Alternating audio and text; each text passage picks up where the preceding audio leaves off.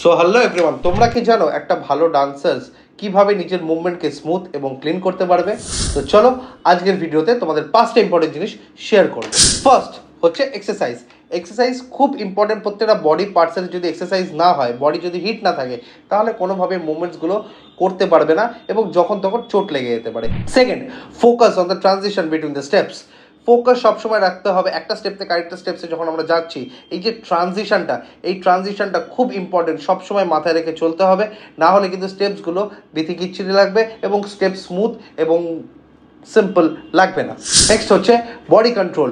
Body যদি control না থাকে তাহলে কোনোভাবেই স্টেপসগুলো দেখতে ভালো লাগবে না। সবসময় লিমিটেশন রেখে, বডি কন্ট্রোল রেখে স্টেপসগুলো করতে হবে, তাহলে স্টেপসগুলো দেখতে খুব ভালো লাগবে।